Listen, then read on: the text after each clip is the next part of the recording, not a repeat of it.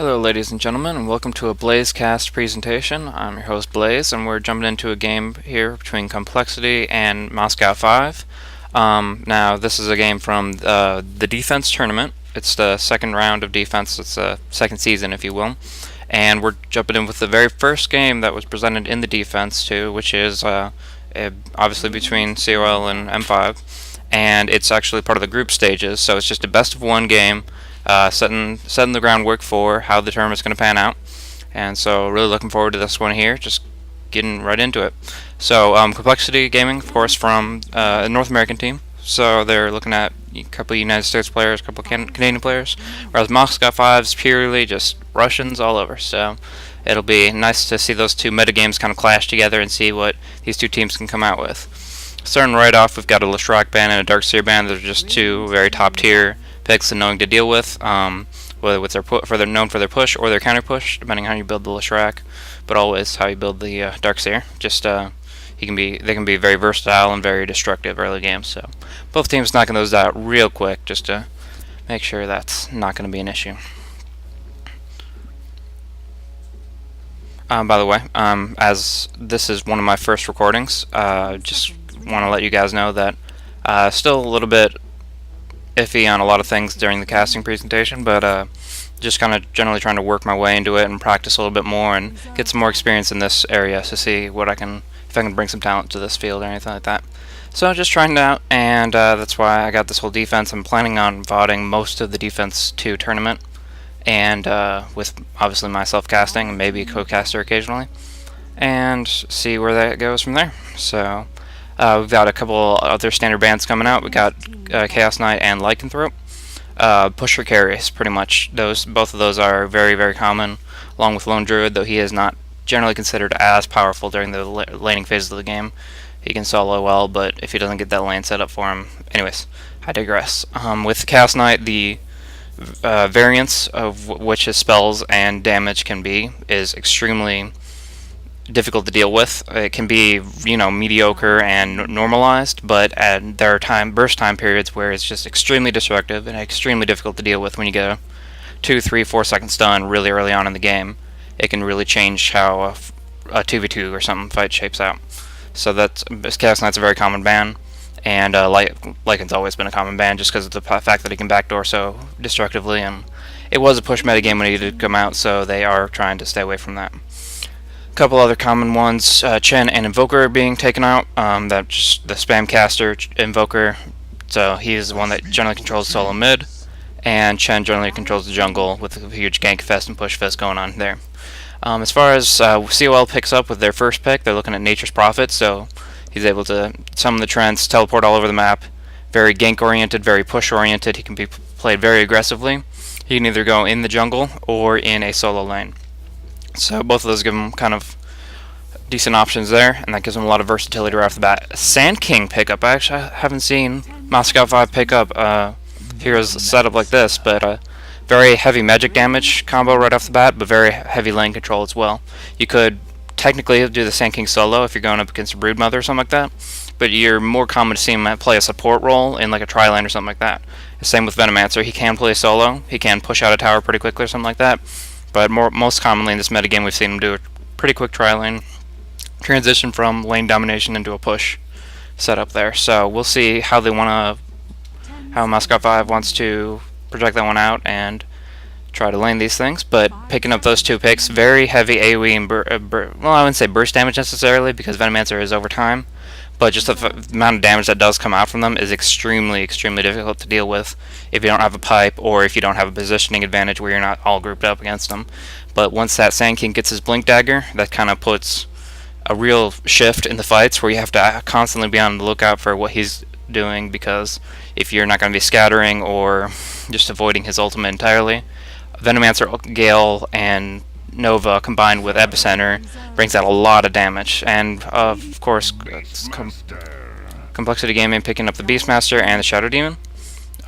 Pretty much what those give is a bit more lane utility. They can send the Beastmaster as a solo lane, or more likely just going to send him solo top for the Radiant, kind of doing the suicide lane.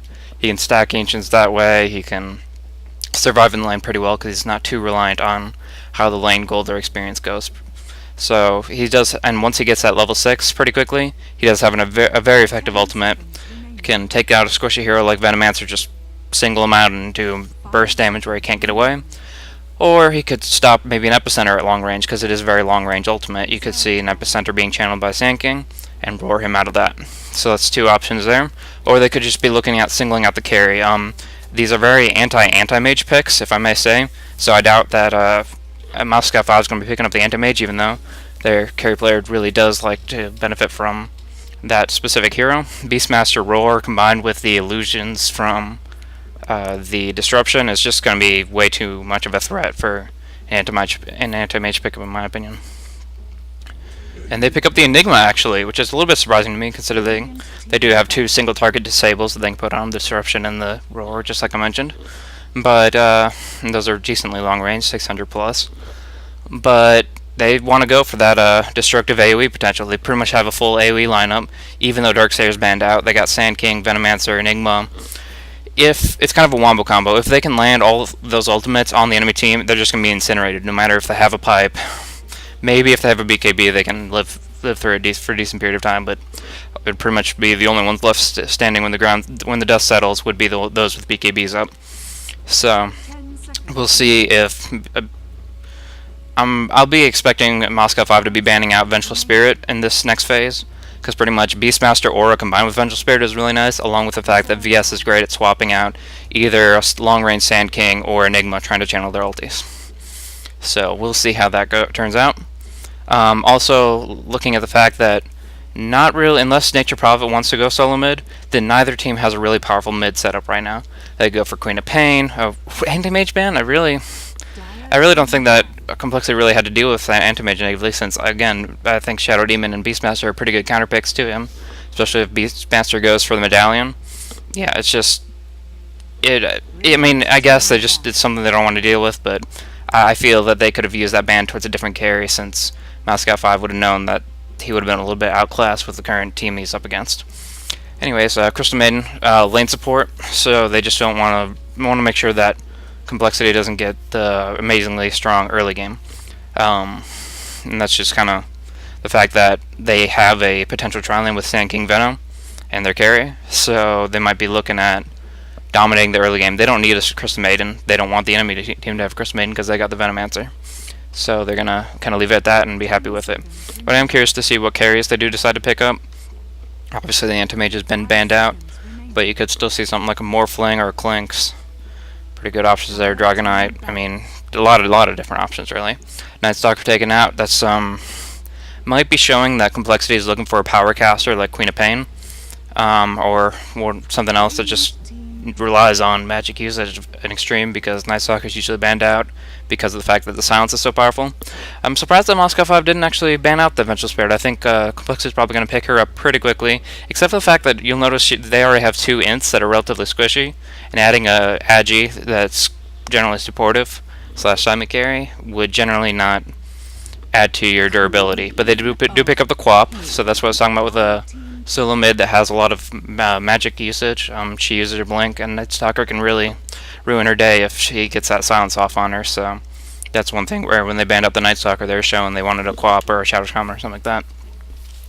But the Panda ban comes out, so we're not going to be seeing him, and that's a good ban with going up against the Enigma. The Strength Panda is completely magic immune, so the Sand King and Venomancer wouldn't have too much effect on him. And if he does get that ultimate off before the Black Hole goes off, then the Pen Brewlings, I guess they call them, will be able to disrupt Enigma's ultimate pretty easily, because they're not affected by Black Hole either. So that's something they took off, and I'm curious to see who's going to be picking up the Vengeful Spirit, if anybody. Maybe they're just dropping that out and not too worried about the Black Holes. It could really depends on which of the Moscow 5 players pick him up. I mean, they do have a couple good initiator players, and we'll kind of see what they plan on doing with that. But for right now, they're trying to see what to do about that Queen of Pain pickup. Who they want to send mid. If they want to do a dual mid, they're going to actually pick up the Morphling. So that probably completes the tri-lane, Sand King, Venomancer, Morphling. And that's where I thought would have been banned instead of the Anti-Mage, but that's just how it played out. And pretty much Enigma is likely going to be going for, not for a jungle setup, probably going more for a like a long lane solo.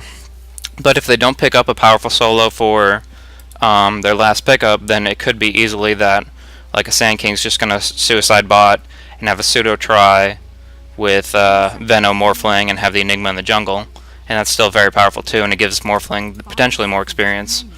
It really depends on how they want to play it out and their positioning in the lanes.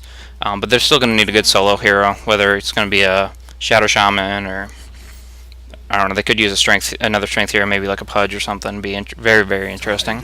But the Tide gets picked up. Tide gets covered, and that's a really good ultimate in the hands of CompLexity. Really looking forward to seeing that in fights, and really it has a very large disrupt range on this Enigma. This Enigma going to be pressured pretty hard. I mean, Nature's Prophet and Queen of Pain do not really have any disables at this point until they pick up a Sheep Stick or something. But the Disruption, the Beastmaster Roller, and the Ravage is a lot of threat that the Enigma's going to have to worry about every time he tries to Black Hole. So, really, they need to get some really good Sand King stun waveforms and things along those lines to provide pressure early in the fight so that people are scattered or really not sure where they want to go with it. But a lot of it comes down to how much farm Queen of Pain's going to get. If she's going to get a lot of levels early on, that she can just start roaming around. And I mean, this is a very gank-oriented team with the powerful ultimates. Yeah, the Roar, the Purge. Okay, Windrunner's actually going to come out, so that projects their lanes a little bit. Windrunner can go either the solo mid setup, and they can do the tri-lane top. Actually, I guess it just adds more versatility of what they can do. If they did want to run a Windrunner tri-lane, she can tri-lane decently with Sand King, and could have Veno mid and Enigma solo. But it really depends on how they want to do it there. More commonly, you see the Veno Sand King as the supports for the tri.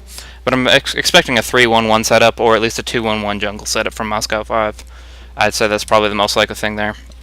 Which leaves that Queen of Pain pretty well open if she does decide to go the solo mid, which is most likely. Nature's Prophet would then, in that case, jungle. And then you'd probably see Beastmaster top and Shadow Demon Tide on bottom. But we'll see exactly how they want to play it out. One thing you'll notice is there's not really a hard carry or very substantial carry on the team of CompLexity, which means they're kind of playing a ticking time bomb of trying to make sure that they do enough damage, do enough team fight victories, do enough push to cover the mid game, so that they don't have to worry about the late game. Because that Morphling does have potential to be doing a lot during that time period. If they do make it to like past 40 minutes and it's on equal levels, I'd say it's definitely in Moscow 5's favor in that case. So I got that set up. You kind of see Tidehunter maybe looking at a drum, something like that. Or by drum I mean urn, of course, obviously. But generally standard pickups. Queen of Pain, looking for maybe a quick bottle. She did quite a few branches, but that's just for early last setting, making sure she's not too disrupted in lane. And yeah, Beastmaster actually hasn't picked up anything yet. He went to, as fast as possible, clear the trees over this area here. So pretty much what he's doing there is he's covering his top lane. He wants to make sure that he has full vision of anything that's going on around here, so they can't get ganked very significantly if Enigma decides to jungle, which it does look like he's deciding. He's got 5 clarities, and it does look like he's going to be going for the jungle, leaving Morphling for the solo lane.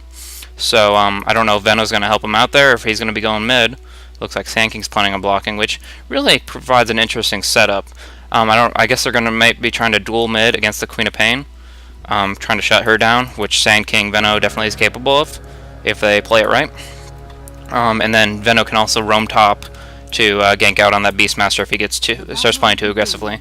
He's already got a shield off, so he's going to be well suited against this Morphling, who only has an attack range of 350. He's not going to be able to shut him down completely, but they're both going to be able to farm decently. The high base damage of Beastmaster will frustrate the solo Morphling a little bit, but I've seen SS play a lot of carry heroes, and he's just amazing in the last setting, so it shouldn't be the biggest deal in the world. But they are going to go that dual lane versus Venomancer, as Venomancer and Sand King versus the Queen of Pain. Whereas we're looking at Tide SD on the bottom lane against Windrunner, which she'll be alright. I mean, she needs to rank up her win run a little bit early on, because the Disrupt will cancel most of that out as soon as they see her win running. They're just kind of going back and forth at the moment. But as soon as they see her win running, they can just Disrupt her and take out almost the entire duration of that. And that'll put pressure on her. Alright, a little bit back and forth with actually Beastmaster doing pretty well, even though he's expended a lot of his mana, he's going to try to maybe for a fast Soul Ring or something like that for the side lane, and he's just trying to put pressure on the Morphling at the moment, whereas they do not actually have a ward on the pull, so they're able to pull the creeps and get Enigma some quick free early farm without costing him Eidolons, which just benefits him for getting a quick Blink Dagger or whatever he wants to do. Although I'm more likely expecting him to go either Pipe or Mech, just to kind of go supportive things, because his ultimates aren't going to be the most reliable sources of ownage in these conversations here, because, like I said, they have a lot of ways of knocking out the Enigma ultimate. One of them they can't even do anything about with BKB, so I expect him to go more supportive and them not entirely relying on the black holes, knowing that they benefit from it if he can just jump in there pretty quickly. But might see a Force Staff on a Windrunner trying to jump him into it without blinking. That kind of thing is more likely.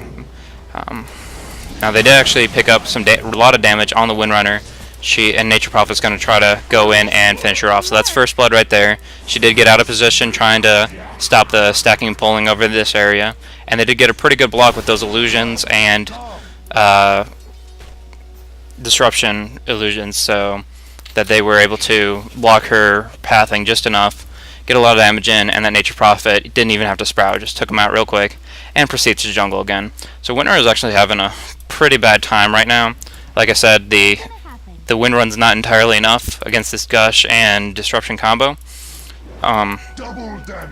Double damage. So Nature Prophet controlling the runes nicely and gonna help him farm jungle even faster. Hit that quota up, if you know what I'm saying. Morphling going up against Beastmaster, he's got his... It actually win a Magic Stick early, which honestly you're not going to see that much casting from Beastmaster. I mean, I guess if he's summoning nearby that'll work, but I guess he just wants to make sure that he has some form of mana sustain if he gets ganked by Queen of Pain or something like that. Now, Sand King Veno, I guess they're trying to get Veno they got a bottle on Sand King already, so I guess he's getting most of the farm, whereas Venomancer's just taking a lot of the harass. But overall, they're covering it pretty well, where Queen of Pain can't go too aggressively. TC loves to play this co-op very aggressively in a 1v1 situation, but that's not what's going to work for him right now. He just needs to be able to sustain, survive, and get that ultimate up so he can be effective at the 6-minute mark. A little bit of mobility coming from Enigma, trying to make sure that this Beastmaster is zoned out. He can't get near XP range. And technically he has the level disadvantage looking at level 3 versus level 4, but overall he's not expected to win that lane. He's just merely going to survive within it. At this point we're looking at 2-0. Is that on the Windrunner again? Or yeah, it's Shadow Demon kill on the Windrunner yet again, so I'm sorry I missed that one, but it's kind of just something to be expected when you have Gush and Disruption, and he's, yeah, just doing that much damage to him. They're actually diving past the tower at this point. I'm expecting TPs to come in very shortly, but with his Windrun popped, they just know that they can do that much damage and that much aggravating harass because there's so many creeps around this tower, and so the tower's just going to keep on focusing on them as long as they position themselves properly. So they did actually go, it seemed very aggressive, and with a TP from Sand King or something like that, it could have done some real damage to CompLexity there. But overall, it was just a nice play to get some extra harass in there. Not necessarily net a kill, but put her on the back foot and she had to pop another salve. So, Enigma farming up. It does look like he's going for that Soul Ring real quick, which generally you go mech along with that to give you some mana HP sustain. And we'll see what he wants to do with that. As far as the CS goes, we're looking at the graph here. We're looking at 21 kills on the Nature Prophet jungle, 20 on Enigma. Morphling actually has picked up 27 in the lane against Beastmaster, so he's doing pretty well, pretty happy about that. Getting good GPM out of that. But they are, on the other hand, they are losing a lot from the bottom lane with that 2 kills from Shadow Demon and 14 CS from Tide, compared to Windrunner's only 15 because she's in a pretty high pressure situation. She's got her Basilius at this point, so she does have a bit more armor against that Gush, which is only taken down 2, kind of counteracts that effect, but it's still a lot to deal with as far as magic damage and things like that goes. They did ward the Ancients at this point. They don't want Beastmaster to keep on stacking them. Beastmaster with he doesn't have Soul Ring, but he's just using his Sage's Mask to regenerate enough mana to stack these around the 51-second mark. Just throws his axes across, does physical damage, well, does mixed damage, which in part is physical, to these ancients here, and just keeps on stacking them up, so we can farm them a lot later and kind of regain some lost gold and EXP from the lane. And now at this point, Enigma, it looks like he's going to be pressuring the tower a little bit. He's got a couple Eidolons in there, in lane. Don't know if they split yet or not, but they're just kind of doing some damage on the tower. They don't expect to take it down, but at least provide some extra damage against it. And Beastmaster does have rank 2 axes at this point, so he can counter push a little bit, but with the Morphling waveform at rank 3, it's very, very difficult to just hold that without some support from everybody else. Bottom lane, 3 people on bottom. Shadow Demon gets picked off, and Tidehunter shortly after. Just a quick gank over from Venomancer and Sand King from the middle lane. And they dived the tower, got some real pressure going, and now they got that push going on bottom as well. So, Enigma disconnect, hopefully they'll pause in a second for him. But they have pressure going on the top tower and the bottom tower at this point. And that's, as far as the gank that went bottom, one thing you gotta note is that there's no wards covering this bottom rune area. And actually, if my camera's reading it right, it's no wards other than this counter ward here. So vision is kind of impaired across the board on everybody's part, so ganking is going to be extremely effective. Getting in there with a rank 3 Burrow Strike is pretty long range, along with the standard Gale range. And then transitioning that into a push is really easy with the Plague Wards and the Basilius from Windrunner. So even though Tide and Shadow Demon are doing amazingly well as kind of a kill lane on Windrunner, it's kind of is a moot point once the lane phase starts breaking down and people start switching out to just break down tier 1 towers and things along those lines. So, Queen of Pain is coming top. She is, now that her mid is no longer threatened, she's going to be looking towards top lane to see if she can get some damage on the Morphling or actually get a kill on the Enigma, who does not have his Black Hole yet at this point. Very important to note there. But Morphling is probably going to be too difficult to kill based on the fact that there's no way to stun him right now from these two. He's got that waveform, that rank 3 strength morph, so he is playing a very defensive build as far as making sure that he's going to get out of a bad situation alive. And there comes a Black Hole. He did get level 6 at this point, and Queen of Pain taking damage, and they both go down at that point with Morphling cleaning up the Beastmaster. So, and Nature's Prophet falling down, I believe, in bottom lane. Yeah. So, a lot of action already. Enigma just got his level 6 just in time, and actually got his level 7 from when Beastmaster dropped.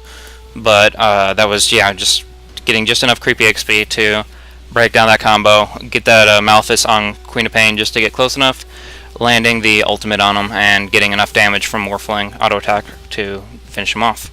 So, Morphling able to play very aggressively here, got his treads, looking at over 100 damage at this point, which is awesome. And not even afraid of a Beastmaster Roar at this point, because he's just underleveled substantially at this point. So, Sand King, let's see how close he is to that blink. He has actually opted for the Arcane Boots, just for some sustainability, whether they just want to keep on pushing and pushing, or ganking and ganking. They just... Actually, is that a... Yeah, that's Arcane Boots on Windrunner, actually. She generally opts for Phase Boots, but they really want to not have to worry about Arcane Boots on Enigma. They just want to keep on putting out the pressure. Make sure Morphling has all the mana he needs, which without any mana burn on the team, it's going to be enough no matter what. He might not even opt for a mana regeneration item beyond Aquila. He's got his Magic Wand, he's got his Aquila, and generally you see like Lincoln's pickups against a Beastmaster Roar and things along those lines. But overall, if he's got the mana from multiple Arcane Boots, Venomancer, Windrunner, and Sand King all have Arcane Boots, he might need to not go any mana regen type items at all. Of course, Lincoln does provide other benefits, like stopping the Beastmaster Roar, like I said. But he might be able to go for aggressive Manta or something like that instead, because he doesn't need to worry about mana at all.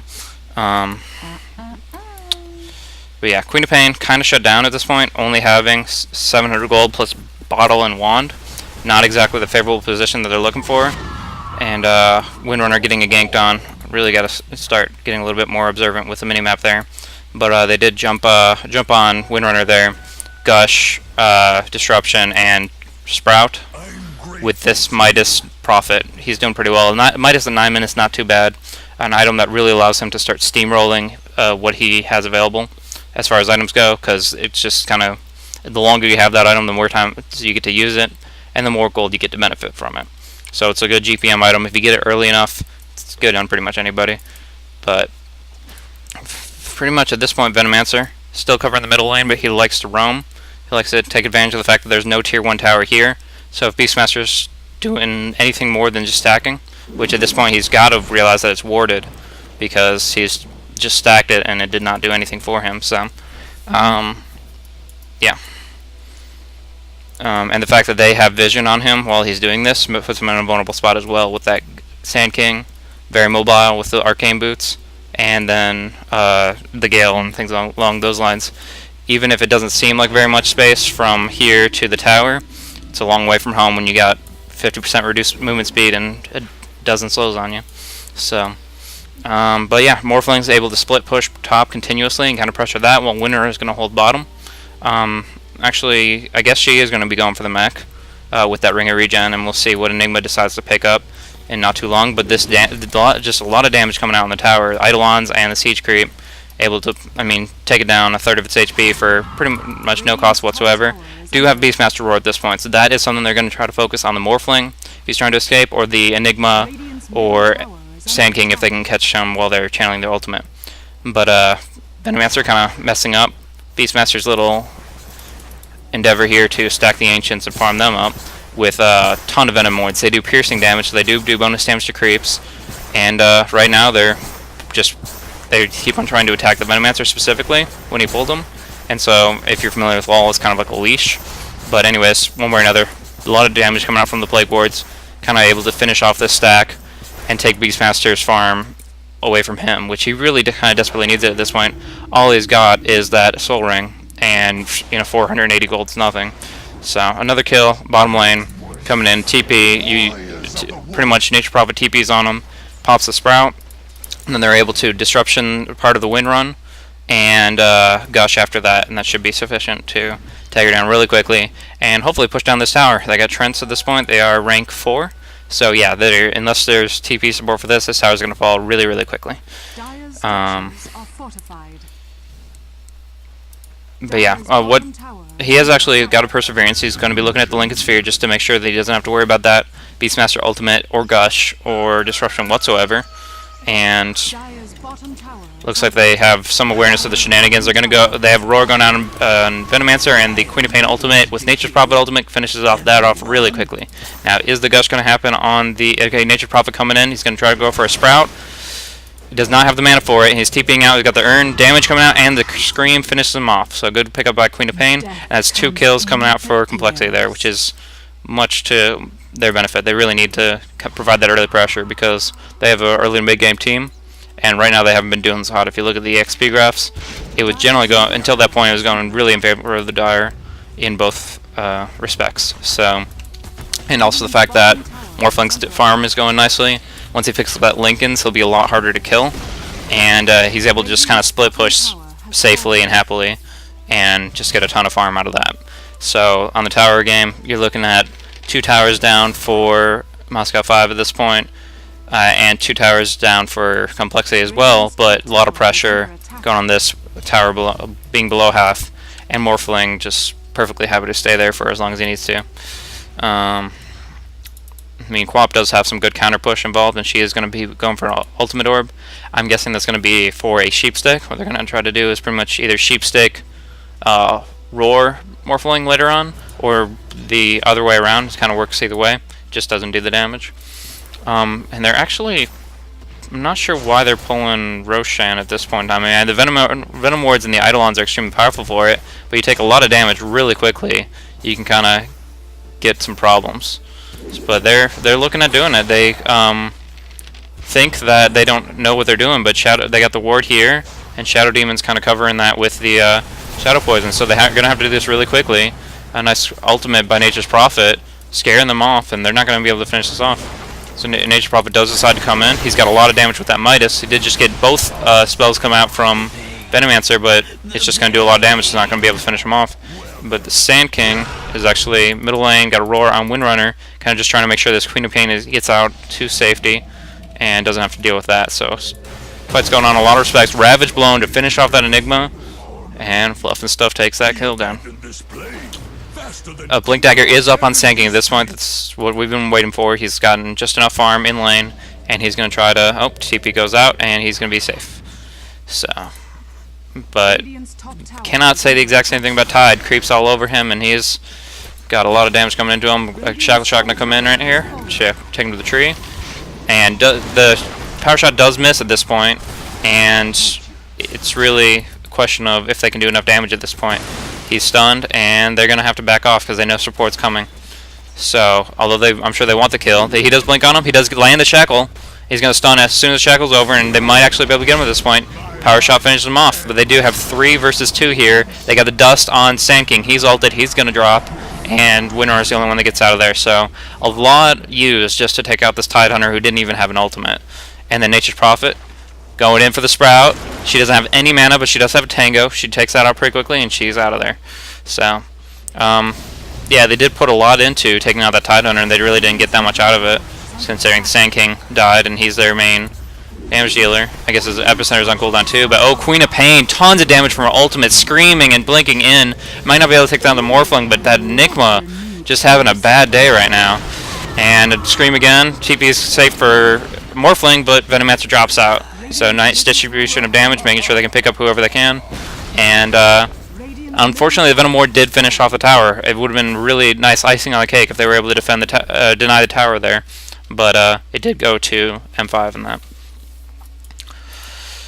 Alright, so really what it comes down to in my mind right now is turtle strategies with the Moscow 5 trying to sustain as long as possible to get that Morphling farmed up. Once he gets that Lincolns, he can just go for pure damage items because almost all their threats to disable aren't going to be that big of a deal to him.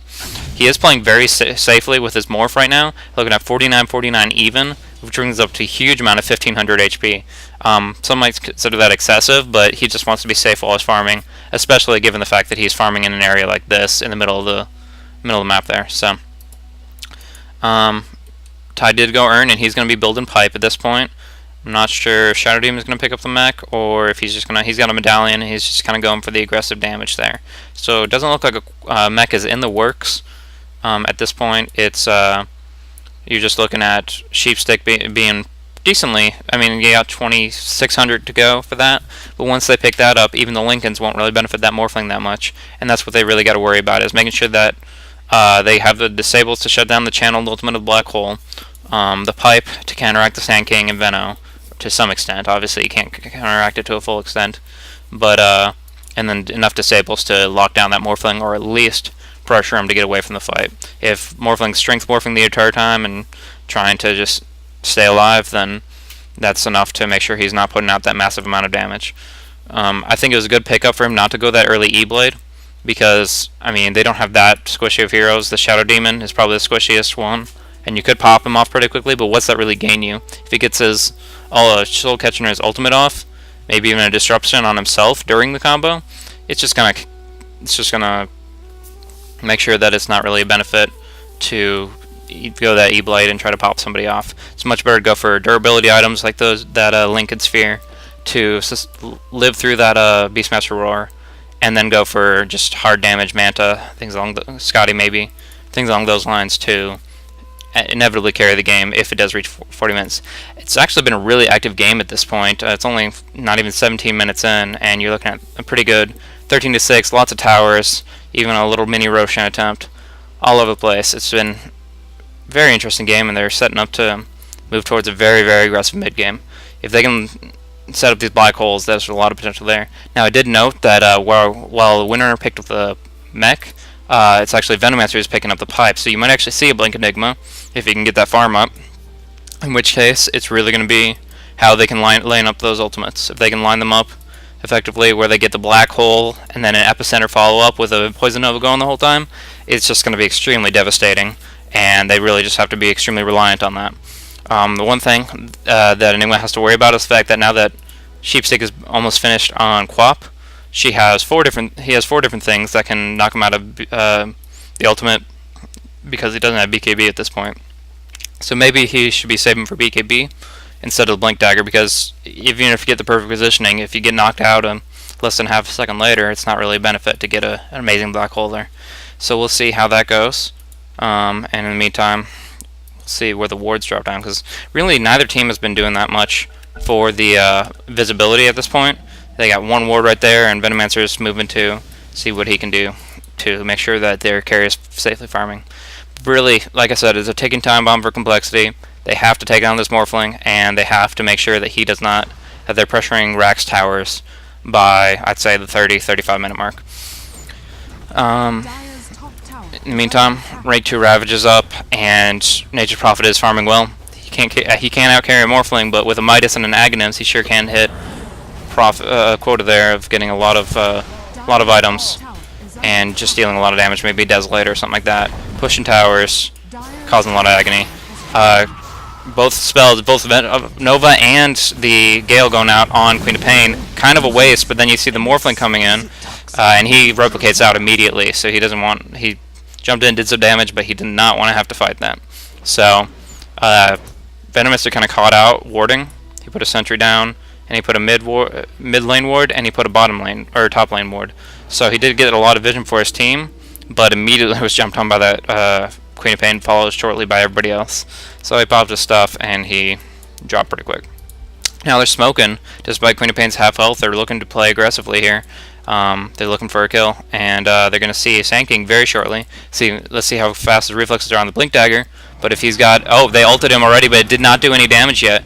Not sure if that was a mistake or what, but Greater Hawk scouted him out. They got the vision on him, and he immediately pops the ultimate, but the ultimate doesn't do any damage, doesn't put Blink Dagger on cooldown, and their smoke gank is kind of foiled at that point. Beastmaster still has it, but really, that Sand King, if they had just done some actual damage incoming to Sand King first, it would have been much more effective, destructive. If there was like a Blink Queen of Pain, got a Scream off before he could blink, that kind of thing. So, we'll see. But they do get a lot of pressure on the mid tower at this point. Enigma looking to set something up. But it looks like there's just too much damage coming out. They're not going to be able to defend it. So they're falling back at this point. And Shackle goes wide. And Winter is popping out at this point. So they're going to take mid. And they're going to be clear. So they don't really want to contest that with the Venomancer's ultimate not up. And so they're just going to try to counter push as much as possible. And make sure that their tier 3s aren't going to be pressured right here. And that kind of puts it into Complexity's field, what they want to do if they want to fall back at this point.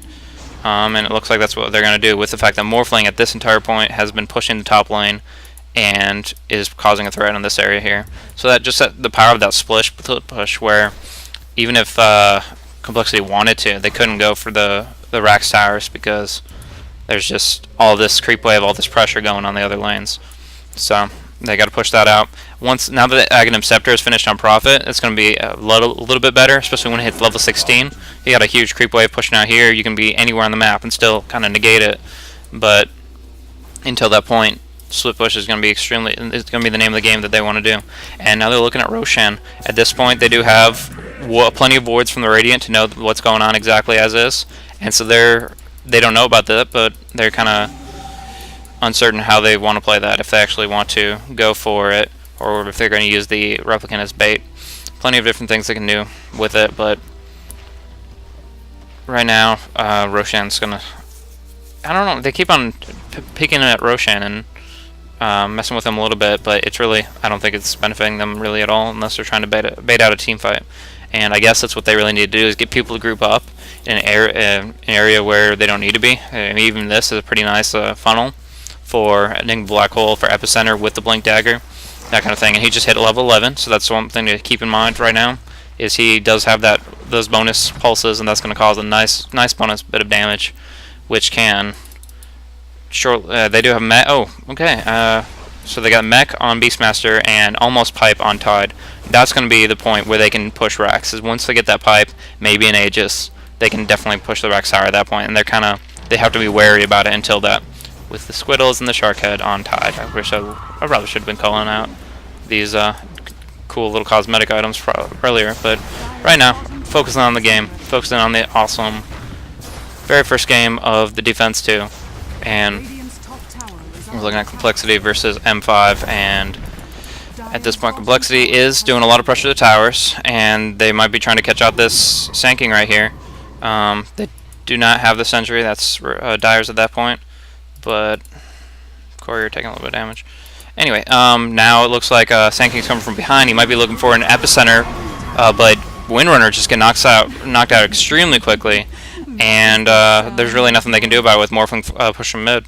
So at this point, they're going to be looking for getting that pipe and then starting to push. And until that point, it's really all about the ultimates and what they can do with that. I mean, they do have the end game with Morphling farming, whereas Prophet's only got the Aghanim's Midas, but we'll see exactly what comes of that. And Morphling picks up the double damage rune, and with the combo of Epicenter and Burrow Strike on the Queen of Pain, she gets picked off extremely quickly while her Blink's not available. She's got that just too long of a cast animation, and Morphling dishes out that amazing 300 damage with that double damage rune. So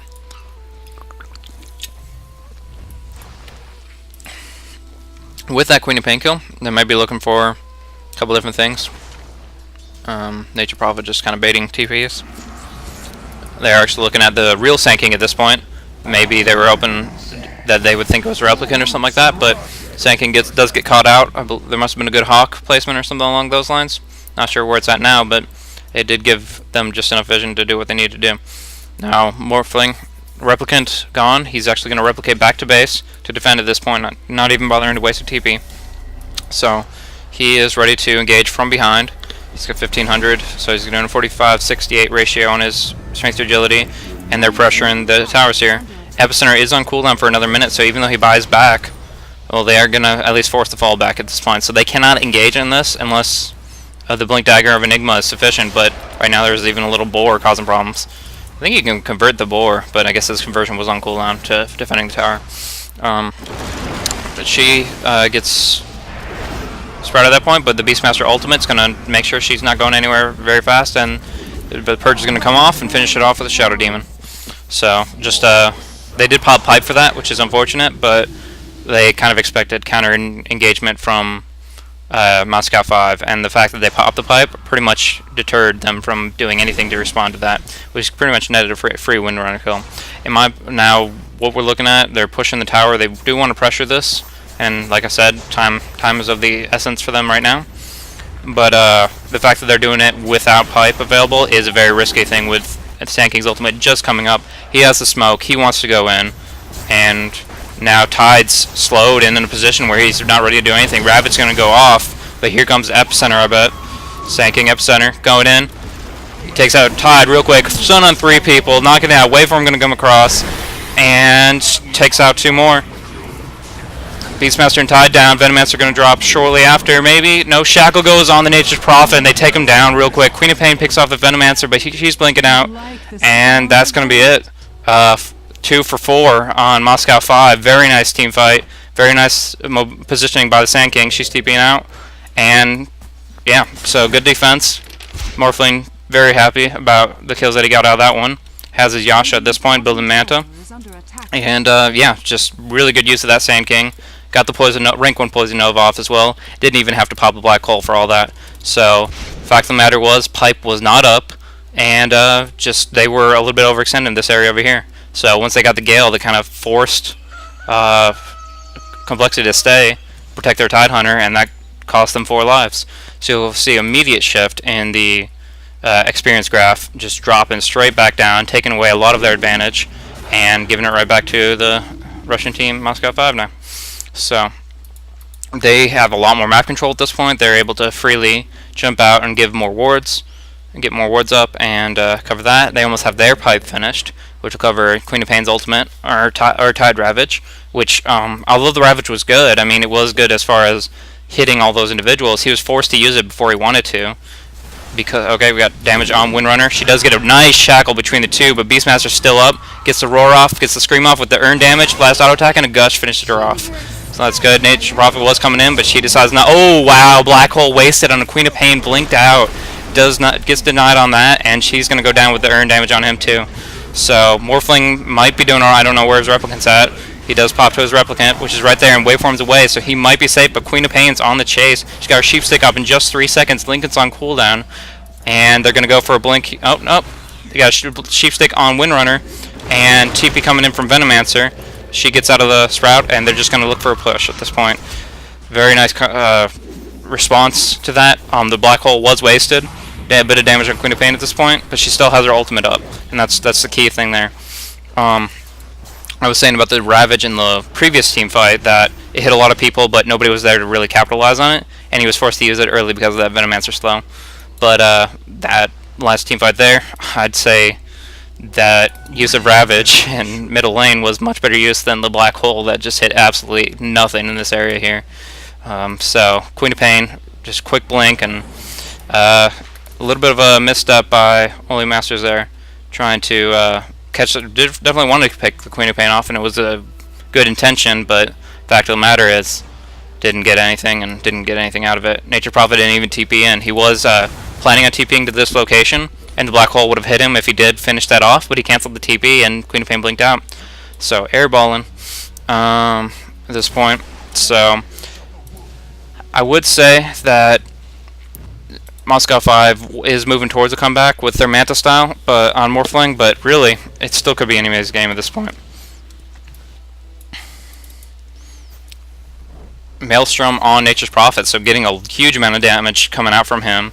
He's got a lot of attack speed. You're looking at, what, 0.8 attacks per second, so just very, very high attack speed. He gets, an MKB or Dezo, and he's going to be able to do that. Right now, these all are kind of considered farm items. The Maelstrom, the Midas, and the Aghanims, for him, are just designed to get more and more and more GPM, which, it synergizes with his playstyle of just profiting up and hitting that 500 CS by 50 minutes or 60 minutes. At this point, Veil does come out on Sand King. I completely agree with this pickup. It works perfectly with Morphling's Wave, Venomancer's Nova, which he really needs to get to level 11 at this point, and he's finishing up his pipe, working on that with these Ancients here. But needs to be aware of the fact that they're pushing top at this point. So, one thing I will mention on Moscow 5's part, I think the 3 Arcane Boots was a little bit overkill. I don't think they're benefiting from that very much at all at this point, or even like 10 minutes ago, because the Morphling went Lincolns. So, here comes a gank, smoked up, going towards middle lane. Morphling, no Replicant at this point. He does have his Manta, he does have his Lincolns, but they have that smoke and they don't know anything about it. They do have the Hawk scouting out, they see the Venomancer and they think he's a cleaner kill, and he probably is going to be going down in just a matter of seconds. So, level 10 Morphling, nothing, or Venomancer, nothing he can do about it. Bursted down extremely quickly, and they take his Ancients. So, just trying to farm, just little Venomancer trying to get that level 11, but that's going to cost them, and they're going to be looking at Roshan at this point. They do have a ward from the Dire from Moscow 5 at this point, but Enigma really not that close. He can't use his blink now because he wants it for later, and they're going to just have to try to pressure mid or something along those lines. BD it. Actually, protection's not even up, so front door it, if you will, and they're just going to do a lot of damage there. They are going to pop the fortification. Blink's coming up, but Tide Ravage is available, but that's just a Replicant, but he does hit Morphling, but he's going to be too mobile and going to be too much. All they did was kill Replicant, and they're going to get out. They didn't. Now, one thing is, they did get Roshan, and they did defend their tower, but at this point, the Ravage was completely ineffective at accomplishing anything. So, they're going to be on the back foot for the next 2 minutes, but as soon as that comes back up, they're going to be in a much better place in the fact that they get the Aegis on Queen of Pain, and they still have all their towers up. Not all of them, obviously, but, the tier 2 and all the tier 3s. And also, now they're, at this point, warding against the Venomancer. He loves to do the Ancients by just putting his Plague Wards just out of the spawn range of them. He just stacks up his Plague Wards right here, and they're able to do a ton of damage without preventing the spawn. But with that warded, it's not nearly a safe place to farm. He did, at this point, finish off his pipe, though, and so he doesn't really need gold that much at this point. 4 staff or something, or Aghanims would be something nice to work towards. But overall, he's got the money. He just needs to keep that vision up and go more for support at this point, now that he's got his pipe finished out. Along those lines, also, I'm not sure what Morphling's going for. He did pick up TP Scroll, but that doesn't really obviously project anything. If he's going to be going for an aura attack modifier, or if he's going to be going for a Scotty or something along those lines, it's going to be something completely different. But they're going to be gearing up for the next team fight. They got a gem, which we'll be able to see Sand King coming out, and any wards that they decide to pass over, which just kind of gives them a lot of powerful vision there. So,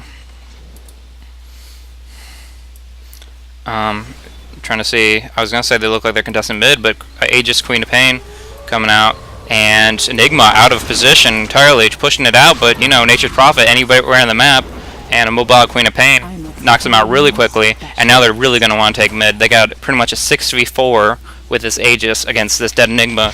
But with his level only being level 12, he is gonna be back in 30 seconds. So they gotta act quickly. They're gonna take this tier 2 tower, and then they're gonna have to decide whether or not it's worth it to try to attempt it. Because at this point, they want to play aggressively. They want to take down these towers to make sure that Morphling doesn't get out of control. But the split pushes are constantly coming from whatever lane the enemy chooses. BKB on Nature's Prophet, and just the fact that they have so much damage with the Sand King, who almost has his rank 3 ultimate and Veil, and the finally rank 2 Poison Nova. So at this point, super attack speed, Nature's Prophet, might be Mjolniring, might be doing something else. Tier 2 does drop on top, nothing big deal there, but I'm curious to see what Nature's Prophet will pick up as his last item slot. Morphling doing tons of burst damage, waving in, doing the Adaptive Strike, dropping down Nature's Prophet to almost nothing at all, but he has to replicate out just because all that TP support that I guess he was trying to force a little bit of damage there. Now Venomancer added again, doing the Plague Ward thing, but plenty of vision from the Radiant, and I'm expecting them to smoke up or something and try to do some initiation on them. They got 4 staff on Shadow Demon. That's a really long range initiation, along with Beastmaster Roar and the Queen of Pain with a sheep. So the Dire do see him coming at this point, but it might be too late. They got the Nature's Prophet coming in. He's trying to TP out, and Sheepstick will finish off. TP is cancelled, and Venomancer, poor Venomancer, dropping down real quick. So at this point, yeah, that ward doing exactly what it's designed to do, and you're looking at 374 Veno. Not doing too hot. Plenty of push going mid. I'm guessing they're just going to try to throw Eidolons and maybe Morphling mid, and then go back to TP, because they really need to worry about defending their tier 3s at this point.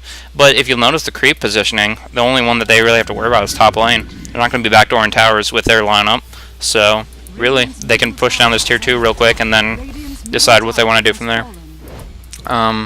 Quap kind of going man mode right here, all by himself trying to find people, but there's 3 people here, he knows that, and he might just be trying to bait, die once, and then have his team clean it up.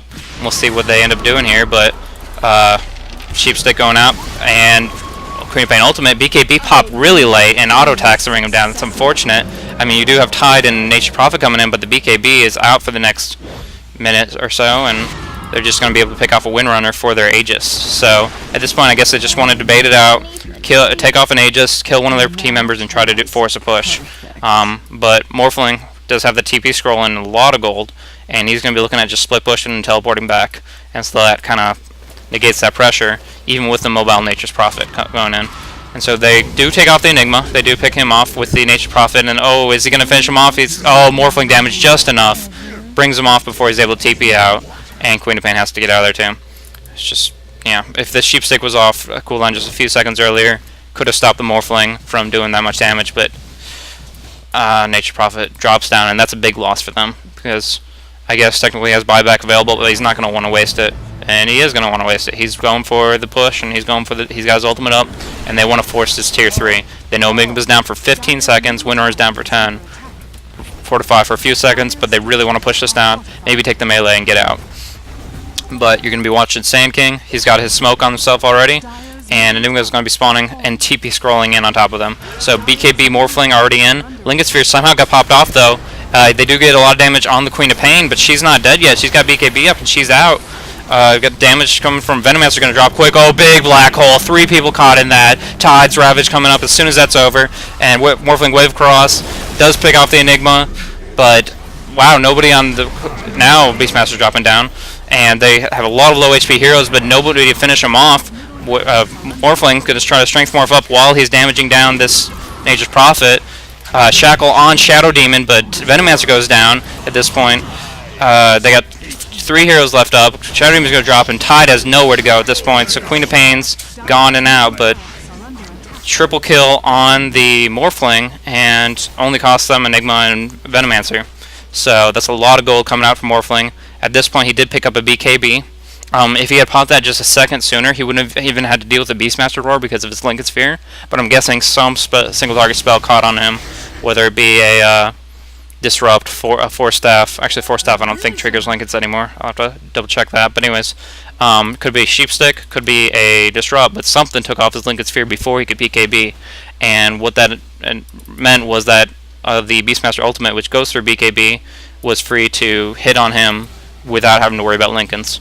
If that hadn't happened, they might have not even lost the Venomancer or something like that, and they would drop real quick. So that wasn't too much. But the big black hole, they've been looking for that all game, and finally were able to combo it out.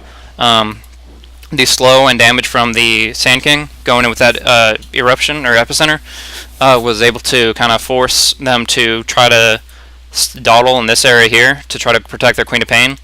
And once the stun was over from Queen of Pain, obviously the Enigma Black Hole just really changed that fight over in favor of Moscow 5. So even though they're 16 to 28, you can look at the XP dropping down towards 0, but the gold is still extremely in favor of the Radiant team. So you really have to see what Nature Prophet's going to be doing. He did buy back, so he did lose a lot out of that. But Queen of Pain has her Crystallis, probably going for Daedalus after that. Just a ton of auto attack damage coming out. So even though there's a BKB Lincolns on Morphling, very defensive item set against this team, but the physical damage is going to go more and more towards the way of Queen of Pain if he doesn't start getting some burst out. Blink and Sheep going on to the Enigma, which pops his ultimate and drops down real quick. Probably even pop BKB. Don't think she really needed that unless she probably got Malefist. But even so, a lot of damage that's going to pressure. Took down the melee racks and potentially the range if these Necro minions do enough damage. But it's just going to look like they're going to take the melee and be happy with that. Now they have to worry about Morphling on the bottom lane. He does get ultied by Beastmaster. He does have a Replicant up to finish off that melee racks, and he pops out. Even farms some creeps. So yeah, he replicated it out and wait for him, but here comes not enough damage. Oh, Sheepstick, Blink Sheep coming out. Lincoln Sphere just off cooldown, and they are able to finish him off. So amazing. He does have to buy back at this point, and that's going to cost him a major chunk of gold. So at this point in the game, the melee racks a great thing to pick up, but the fact that it costs him a buyback it's tough. It's really difficult to work with. I would say technically you might consider that even an even trade, but it does inhibit the fact that Morphling doesn't have that much burst damage right now. He can play almost full agility, running at over 270 damage, but he's really their primary damage source other than Sand King. And if Sand King doesn't get that major epi off, he only hit 1 or 2 people last game, they really need to do more damage in that black hole. And, I mean, they do have a good setup, but Venomancer's ultimate at rank 2 is generally almost entirely counteracted by a pipe, so it really comes down to what Morphling can make out of it.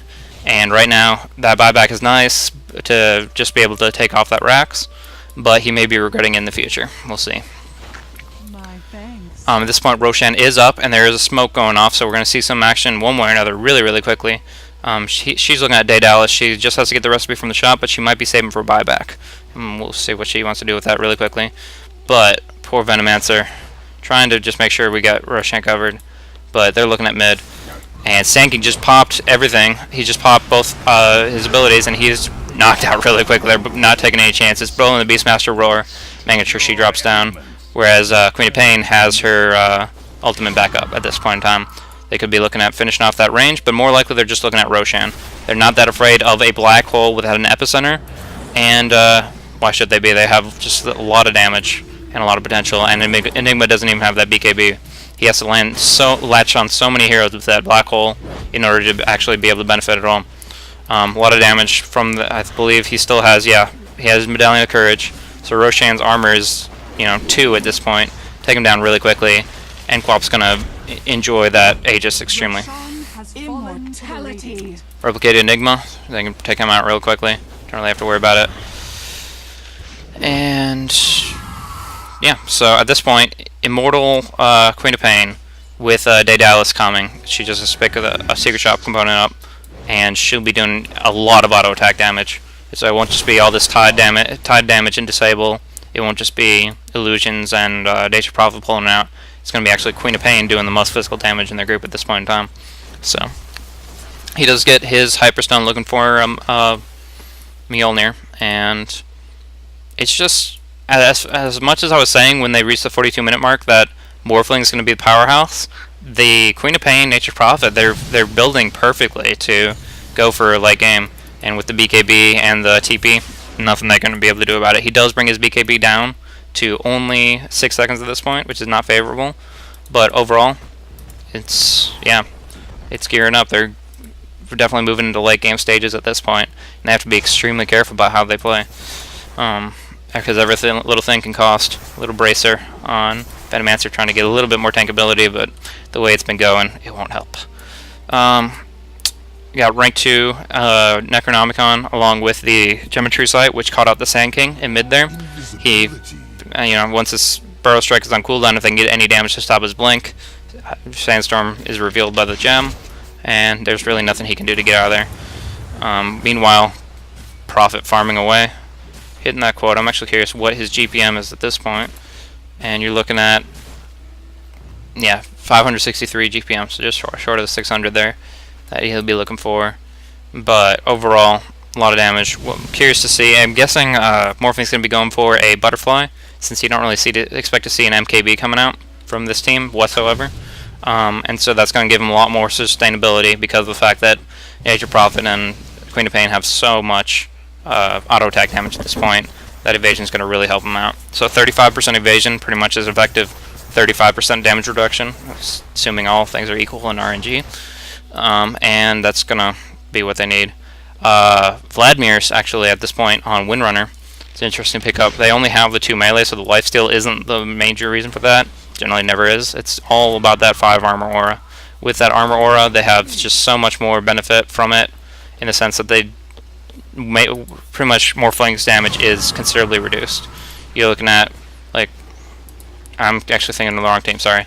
At this point, they're the Queen of Pain and Nature Prophet damage, auto attack damage I was talking about, is pretty much, it's not going to be as effective at this point, because she's got 50% physical damage resistance just because she's got 16 armor there, up from 11 if she didn't have it, and even more when she pops the mech. 5 armor, or no, I actually forget, 2 armor to all the people there, so it's kind of the buckler effect. Anyways, Morphling kind of caught out, but he's got that replicant available, Lincoln's, and he's jumping back to base to farm. So he was probably going to go that direction anyway, and not too long. Doesn't hinder him in the slightest.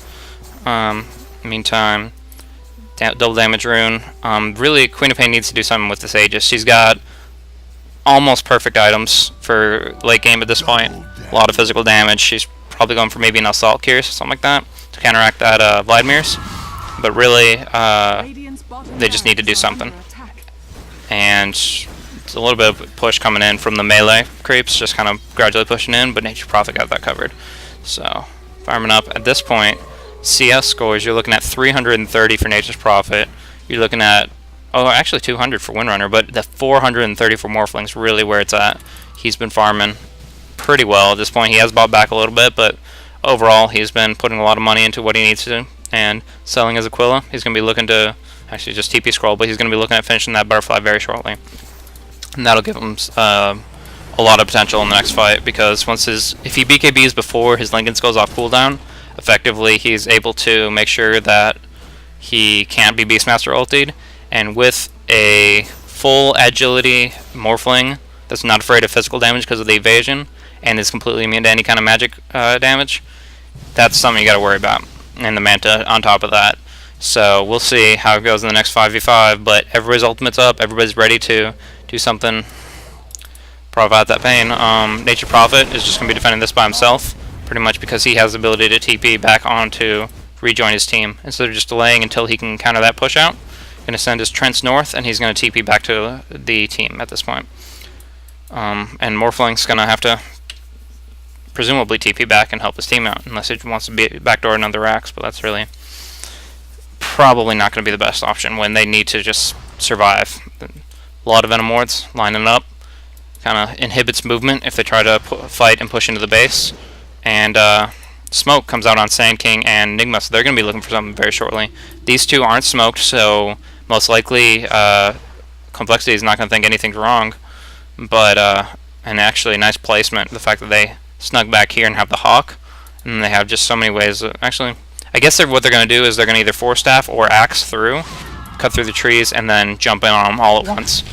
But really that's only going to work if Mousecap 5 comes out in that direction, and right now they seem pretty happy to sustain their position, make sure they got their bottom lane covered, and yeah, CompLexity knows that. They're gonna just try to opt for something else. At this point, Queen of Pain still needs to add this, has her Aegis for only maybe like 4 more minutes, and she needs to do something about that, use it, and benefit from it. So one rack's down for both teams, and pretty much both in a very, very similar position. Kind of just fighting for who will benefit from the next team fight, and who has the most going for them in that sense.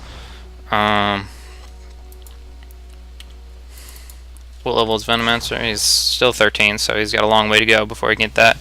He does look like he's looking for either BKB or Aghanims, and do a little bit of damage on Morphling. He does get Gush at this point. Link is on cooldown, but he's just got too much potential HP. They're not going to be able to do much with it. So that is kind of signaling them to fall back. They pop some cooldowns, and they're at a position where they just don't feel comfortable fighting against the enemy team. And that's not where you want to be when you're facing a super hard carry like Morphling.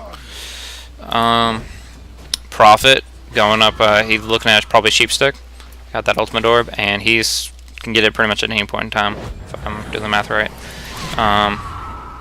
Yep, also Solkyrus was going to be the Queen of Pain pickup, so she's going for that negative armor aura along with bonus armor aura for her own teammates. It's just a perfect, the +5 and the -5 armor are really going to benefit her team as a whole in the next fight. So if they can finish that up, she'll be very happy camper there. And the fact that she has an Aegis, if only for 3 more minutes, is going to allow her to actually keep that aura up. But a nice shackle shot coming out on Queen of Pain, some damage going into her, and that's not going to be something she wants to see. So they're just kind of trying to do the push thing, and they got a lot of counter push with these Venom wards in this power shot. So in this point in time, it's really them both gearing up, trying to get the better initiation off. And Morphling's kind of going to come in from behind. Just finished his butterfly, but still has buyback, and there goes the pipe coming in. Shackle. They're just doing a lot of damage. Morphling comes in, he's forcing the issue. BKB goes up on him, pipe on the rest of the team, and he's just doing tremendous auto attack damage, but they're just backing off. They're waiting for the BKB to fade, they're waiting for the pipes to fade, and they think they can go in at this point. They think they have the advantage now that both pipes are down, and they're going to do it. So they got a BKB on both their carries. They got Nature Prophet, and they have Queen of Pain BKBs up, but Nature Prophet is farming bottom, so... And he costs his TP, so they're going to have to wait at least 10 seconds, if not more. And in this case, it's looking like more, because they're not, at this point, pushing in the top lane anymore. So they're kind of stalemated out. The counter push is perfectly equivalent to the push at this point. So they're not going to just be able to drop in a bunch of Trents there. Some warding going on. Enigma out of position. Gush going on him now. All the Shadow Demon things. And quick Nature Prophet pickoff. And that'll give him... Okay, and he's going for the Replicant. He thinks it's... He could do a lot with that. Got BKB up. He's not going to get stunned by that shiny blue Sand King, but nah, just quick destruction there. I don't think Morphling saw the courier at that point. It'd be fun to pick off a little courier there, but at this point they're just looking at the fact they don't have a black hole for 33 seconds. Man, that's still a short death timer with that level 14 Enigma. New metagame. Don't level your Enigma. It never dies. But anyways, yeah, and so they're going to pipe and push in. This is the point where they want to make sure they're taking advantage of these next 20 seconds. Enigma in, everybody's going in. Say big Sand King epicenter, but Ravage goes out. A lot of damage coming out, and just Sheepstick, no BKB on the Morphling, and he was trying to save it or something, and he's going to drop out. So at this point, buyback from Morphling and Sand King. A lot of gold used there. I wouldn't say wasted, because they are defending their racks, but it's really, Black Hole needs to be amazing right here. There's another Sand King stun. Geometry Sight on Dire team. And Nature Prophet dropping down. No Black Hole and nothing yet again. BKB up on him. He drops down, but he might be saving his teammate. Queen of Pain back up and going, and just tons of damage coming out from her. She wants to go for another sheep on the Morphling, but BKB is up at this point. Nature Prophet bought back and is back in the fight. Morphling just pounding out damage and trying to get a strength Morphin while he's BKB'd. It force snapped out by Windrunner. Nice play, but just a lot of damage. Queen of Pain double kill. Morphling ultra kill. And going to go for the Rampage. Might go for a double Rampage. Just so much happened in that last fight. Wow.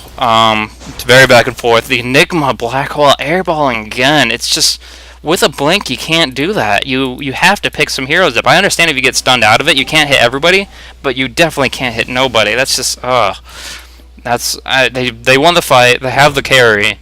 with Morphling, and he had this BKB up at just the right time, and with the ability to drop down all of his agility and suddenly have 163 strength, 4,400 hit points. Insane. And it's just why Morphling is such an amazing carry, how he can be so tankable and so glass cannon-y all in one, just not at the same time. It's really, really, really effective. And, I mean, Rampage Morphling bought back, and that cost him a lot, but right back up to 3,200 with that Rampage. So he's got to be happy about that. Wondering what he's going to be going for next, if he's going to go for like a Satanic, maybe a crit. I don't know. He's got a lot of options open. Scotty's good too. But, fact of the matter is, I don't know what the fact of the matter is. That was a crazy fight. It really was. Very back and forth. And buybacks all across the board. So that's interesting. Enigma gets picked off really quickly. BKB up on her just to make sure she finishes it. Crit, finishing all that. And he's got to get out of there quick. And there goes the Tide coming in, trying to finish off the winner. She gets caught on there, but the Bird sees her. Bird still has vision on her. Venom Ward tried to take that down, but they're focusing down on the Morphling at this point. They got Roar on him, and even with the BKB, oh, Queen of Pain gets picked off by a power shot, and Morphling waveforms out, gets clipped by something, but does get the Aegis back up. A Ravage going on Sand King and Veno. Morphling is back up and ready for action, but he is sheeped at this point. No BKB. Lincoln's just came up, and a Disruption to defend the Tide Hunter. BKB on Nietzsche's Prophet. And Morphling's all by himself at this point. He does tons of damage, though, and with the Adaptive Strike, finished it off. But is he going to be picked off himself? He's down, and his buyback is ready at this... No, wrong here. His buyback is on... No, on cooldown for 2 minutes. So that's 90-second death, and that's what CompLexity needed to try to push in. They're going to go for the tier 4. They're not going to risk doing anything else with the other racks. Take down the ranged racks in mid and drop down the tier 4. Black Hole's down for 22 seconds, and everybody's down for 40. If they had the buybacks, they might as well have used them by this point. No money on anybody but Venomancer, and he can't do. I don't feel like he can add anything. So Venomancer did buy back, but it's Enigma and Venomancer. Enigma drops down with a sheep stick, and that's going to be a good game at this point. There's just not enough time. They can drop down this Ancient in no time at all with the Assault Cuirass, and good game. Well played, USA team, CompLexity, and that finished it off. Check the Prophet GPM at this point to conclude the game. 622, quoted up. So that's just so much gold. A lot of graphs real quick.